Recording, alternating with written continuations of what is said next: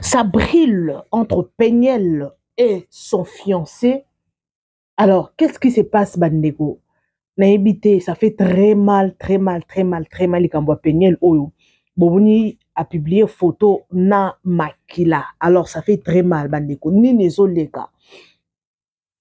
naïbi que mon dossier Péniel, Oyo, ils a dossier moro, ils a très, très large.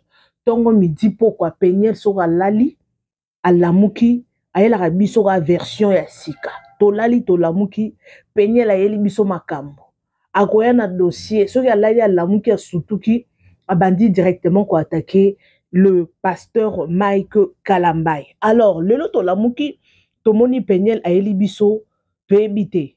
Attaquer, to éviter. Qu'est-ce qui se passe au juste? Mais rumeur. Oyo biso tozo yoka, eza somme bandeko nazo expliquer bino. Alors, ceux qui osa nouveau ou nouvelle sur cette chaîne, n'hésite pas de t'abonner. Abonne-toi, partage, like vidéo. Yango ezo pesa biso makasi, ngu yangu ya ko salela bino musala. Alors, on m'appelle Bibi Chumbombo Plasma. Vous s'abonner massivement. Vous cliquez sur la cloche, il y a notification. Yango et qu'on permettre bino une fois que je poste une vidéo vous serez averti hein, ils ont avertir bino quoi.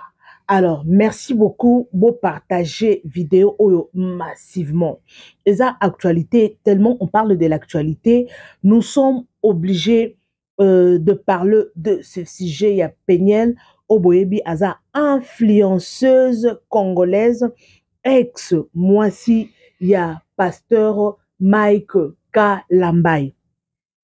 La fois passée, en continent TikTok, je vis de polémique entre tata, papa, et garçon, tata Oscar, ce qui tata Nani, Fimoro, j'espère que Aza camarade il y a Tata Pao, ceux qui Tata Pao. J'espère que Aza camarade il y a Péniel. Ils ont eu discussion mokoana. Alobi Péniel n'enga zaboye. Péniel a kola na foyer.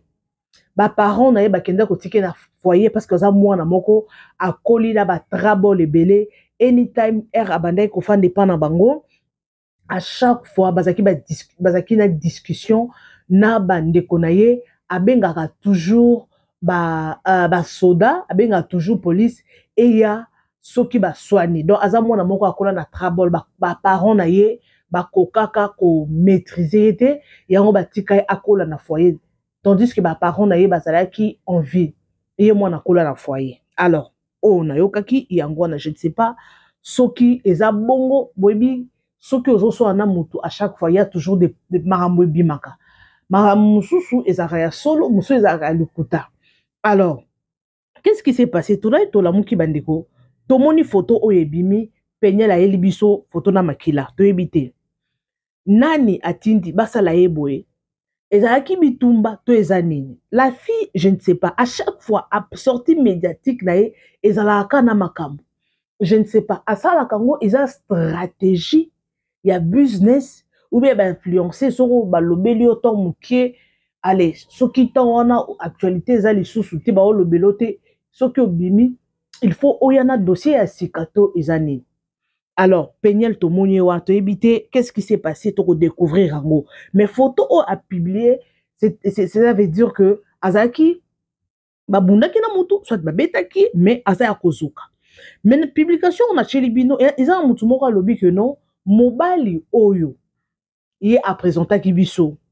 Comme fiancé mobali wana nde asali ye boy abetie e komiti na niveau atangisa ye makila muto na lobi yo na mibali e bando kozala kaka boy ozana mobali après quelque temps bokabwani ozana mobali après quelque temps mobali abeti yo mais il faut koyeba pour soko moni mutu moko ye azalaka na ba problème na bato mutu moko azalaka asonaka na basi to asonaka na mibali mais il faut siko koyeba mutu wana yende aza mabe to bato oyo bazwa approcher baza mabe bandeko likambo ya Péniel oyo ngana lobaka na otikate à chaque fois c'est les sorties médiatiques je viendrai toujours pour en parler parce que eloko oyo eleka na vie ya mwana eza normal te ya mwana mwasi oyo ya tantine oyo parce que c'est une grande fille déjà eloko ezoleka na vie na ye eza lisusu normal te ce sont des choses spirituelles eza makambo oyo so botala ngo na misu ya molimo la fille aza utilisée soit la fille aza na ba problème moko familial ye moko alekaki la fois passée pour nous dire que aza na ba dépression aza na ba problème moko balandelaka ye amelaka bakisi na genre pe ya mibali oyo penyel akenda kolinga bandeko eza mobali mususu olingi ye boye amemeli otrabol la vie mobali mususu olingi ye boye amemeli oyo mbo to mwasi mususu olingi amemeli oyo mbo eza na bato mususu aza destiné ya kobala te mutu mususu aza destiné azala kaka femme seule soki omeki kaka kobala ye boye okoti na problème moko grave na vie na yo yango émission mona lobelaki lobi eza mwasi mususu obali ye boye akufi obali mwasi boye yo ndo kokufa mwasi mususu amasi kobala te obali mwasi boye okufi to obali mobali okufi mwasi mususu aza destiné afandaka na mibali te bazala na mobali après 6 mois mobali akei après 1 année mobali akei après 3 ans 5 ans mobali ozala lisusu te po aza destiné abala te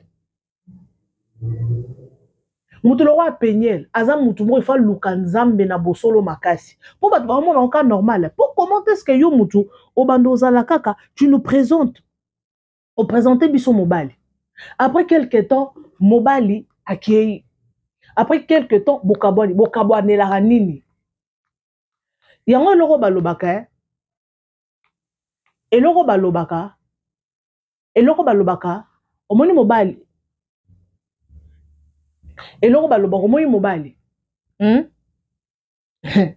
mobali basalaka nema sécurité mobali akokutana na mwasi lelo abali mwasi lelo lobi kuna bali mais biso basi c'est différent biso basi okende pa mobali te oye biseke nangi na bala yo lobo ozala naki mobali na kati na yo parce qu'il y a d'autres gens omoni mwasi mais na kati ya mobali spirituellement c'est un homme physiquement za mwasi mais spirituellement c'est un homme mobali nde ayaka vers mwasi po abala mwasi approcher mwasi alinga mwasi c'est l'homme qui fait le premier pas mais ceux qui ont mwasi comme ça c'est le contraire donc mibali ba na pouvoir na ba onza ba pesa bango yo mwasi okoloba akende na ye ata soki akei na mobali mususu na mwasi mususu soit akende na ye je suis une très belle femme yango basi kitoko mingi bazotula po aza sûr na kitoko na ye o mama mbila be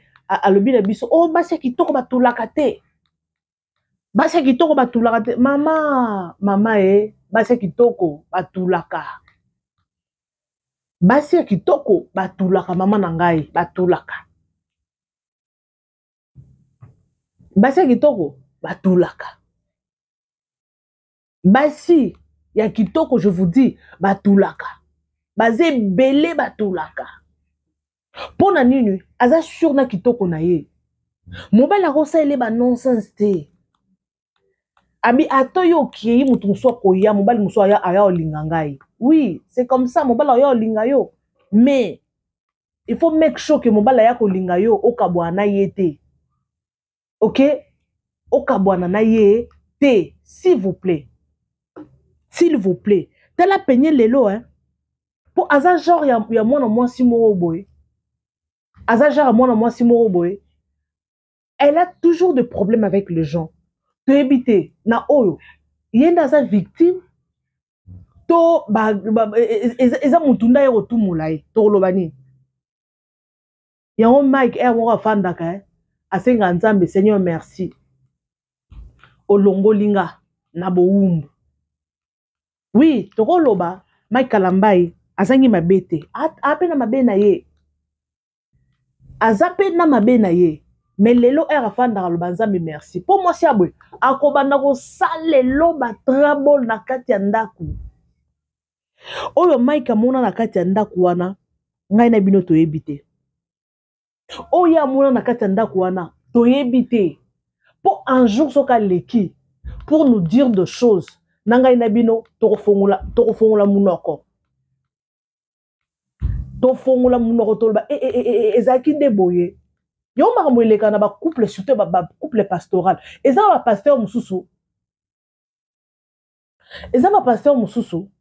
aho kokoloba ne makambo te parce que aho banga na ye aho banga mokilemo na ye il y a d'autres pasteurs ba bongo il y a d'autres pasteurs baza bongo aho kokano koloba te parce que amoni aho mona ya minene na katanda moi ça so sale ya minene mais tellement ba pasteur balingana ba ko divorcer te aho mela yango surtout ba pasteur bo sala ke fort ezaka pasteur te mutu na vie sala effort ozwa moi si ya malamu potano penye tolo ba trouble o ezo sala na vie na ye ezali po mobali aboya ye libali kufa yango loko wana etikala ye na vie sala traumatisme to ezanine pour à chaque fois penye la zakana ba problème dernièrement atouti ko yoka bakangi ye po nini abetaki ndeko nente ta fufu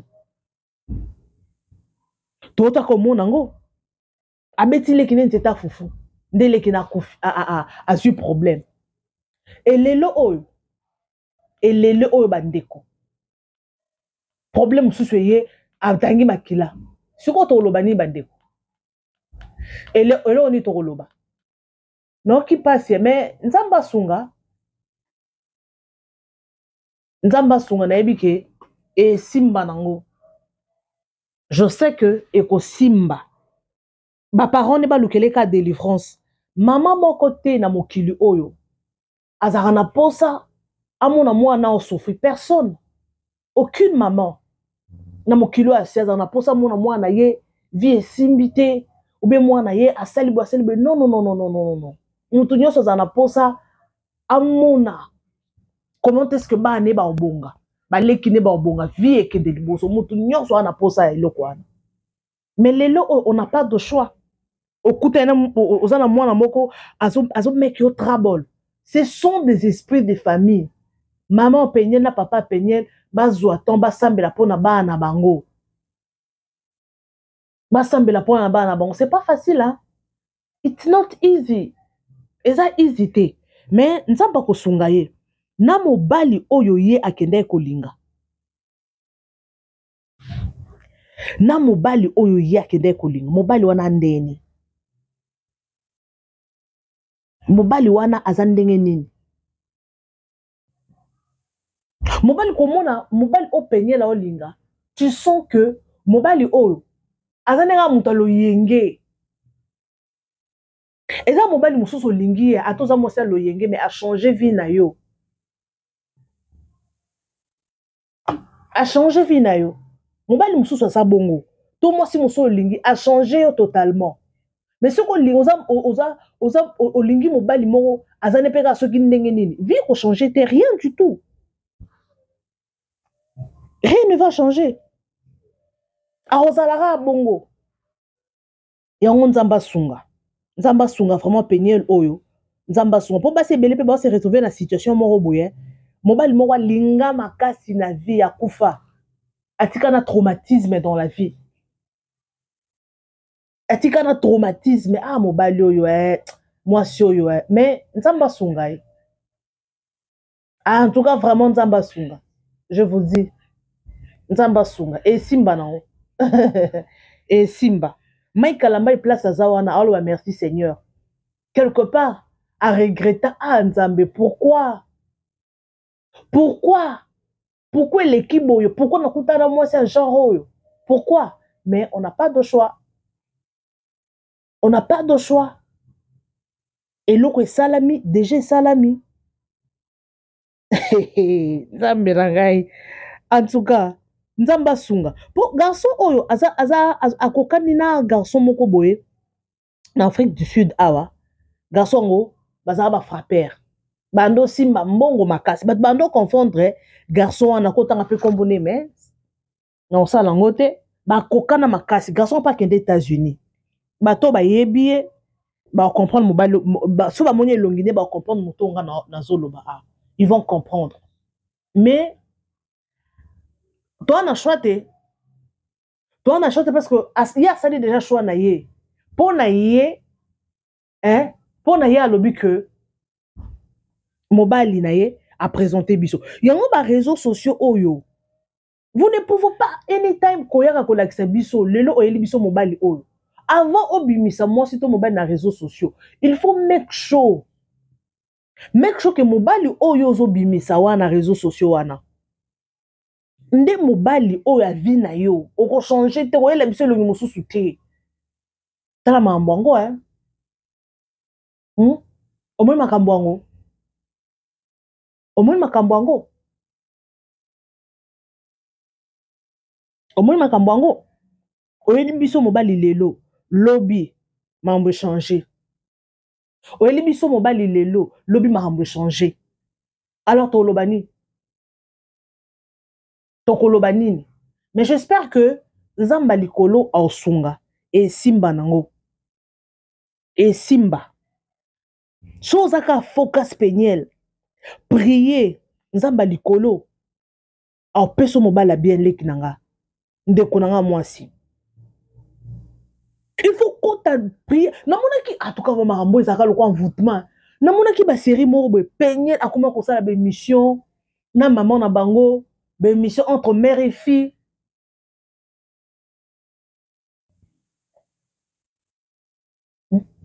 Akoma ko sala ba nini wana. Mais habité. Qu'est-ce qui s'est passé? Et l'oko nini leki, et l'oko nini salami, et l'oko nini salami que moi a changé mbalamoko. Et ça bato mususu balongola déjà étoile. Yon ba biloko ko bima bima na bato. Obima na mobali moko ayiba yo étoile, alongola étoile, otika le bobolo. Okoma lelo problème, lobby problème, lelo problème, lobby problème. J'espère que Nzambo Rosungae. J'espère que Nzambo Rosungae et Simba nango. Alors, abonnez-vous massivement sur ma chaîne YouTube. Bino bato bolinga ngai, bino bato bo adoraka bo linga chaîne ngai. En tout cas, je vous aime bien. Partagez massivement la vidéo. Partagez massivement la vidéo. Ngana ebike et osala biso vrai kitoko. Et osala biso vrai kitoko ne bozo s'abonner massivement bo. Et ça la biso kitoko makasi. Alors, bino bato bolinga ngai, partagez, commentez, aimez et que ça la biso vrai kitoko. Penyel to bio version oyo. Alors anything a koloba to koye la bino. To bi ke ya kaka na bombe. La fois passée ayela ki biso atangeli biso ba kombo ba Sandra Mbuyi, atangela ki biso ba kombo ya ba Deborah Luka le bateau nyonso ba bimana na ex papa bana na ye. Ayela ki biso que moi na ye aza autiste, ayela ki biso en tout cas, elle a fait de choses, beaucoup de choses. Ngana bino to monaki. Et lelo oyo atiki dossier ayena mususu. Donc ce qui grate au monde longa peigner et apparaître. To monaka kombo maiki ko bima ba live ko pela tongo midi pourquoi live ba live ko pela alors on n'a pas de choix, il faut toujours te supporter. Yango ezana moi si mususu olingi a memelio problème grave dans la vie. Mobile mususu olingi a memelio de problèmes très sérieux. Mais on n'a pas de choix. Nzamba likolo asunga apesa makasi. Alors, merci beaucoup Nabino bolinga chaîne Nabiso Oyo. Alors, le fille, soyez prudente. Il faut louke longa nzambe. Moi, je dis souvent à mes abonnés, au-delà de tout, to louke longa nzambe.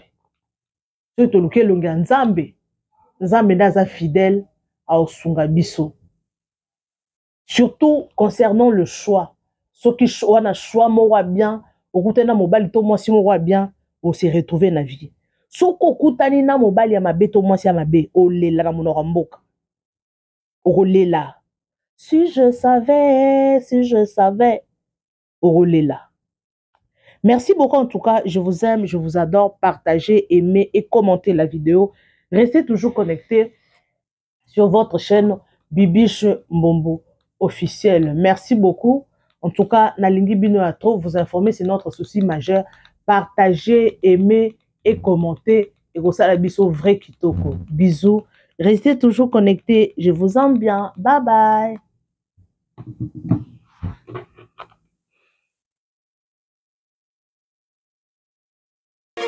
Vous informer, c'est notre souci majeur. Pour toute information politique, culturelle, sportive, abonnez-vous sur votre chaîne Bibiche Mbombo officiel. Bibiche Mbombo officiel, l'information en temps réel. Abonnez-vous massivement et vous ne serez pas déçus. Bibiche Mbombo officiel is the best.